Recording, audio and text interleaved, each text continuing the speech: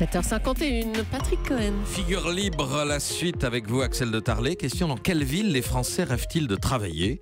Vous avez la réponse? Voilà, alors vous l'avez dit, c'est pas Paris, ce qui doit quand même nous interpeller parce que la région parisienne représente à elle seule le tiers de l'économie française, sauf que le hic, c'est que ceux qui y travaillent rêvent tous de quitter cette région parisienne.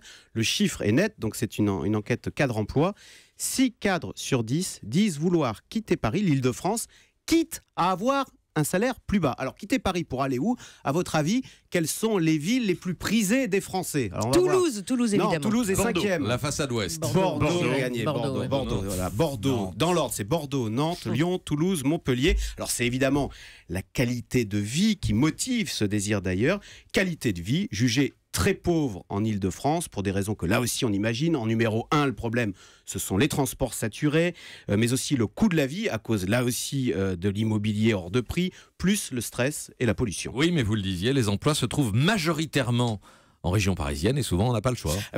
Si on a le choix, si vous regardez les banques installées à Londres, je vous rappelle, elles doivent quitter Londres et déménager sur le continent à cause du Brexit. Elles ont le choix et elles ne choisissent pas Paris, elles choisissent toutes Francfort. Pour des questions de fiscalité, c'est vrai, mais l'environnement compte. Le cabinet Mercer. Francfort, c'est pas en province. Hein. Oui, c'est oui. pour dire qu'on peut choisir entre une ville en Europe aussi. Oui. Le cabinet Mercer a mené une enquête auprès des expatriés dans le monde entier sur les villes qui, selon eux, offrent la meilleure qualité de vie.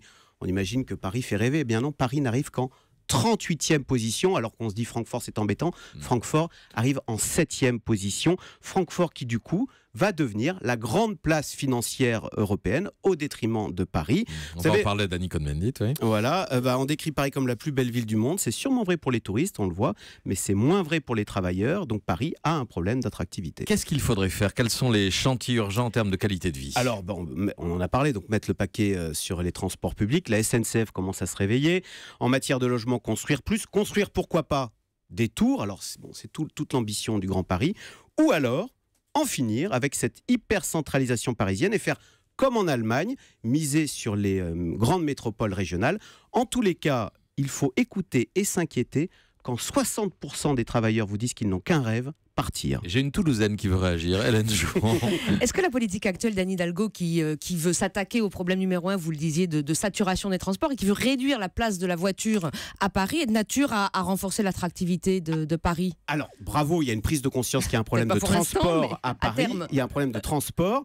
Pour l'instant, on voit le côté coercitif, on supprime les voitures. On attend l'autre côté, le volant, où on augmente les transports publics. Écoutez, je reviens de Barcelone. Là-bas, les métros sont entièrement climatisés, ils sont bien plus agréables qu'à Paris. Europe 1.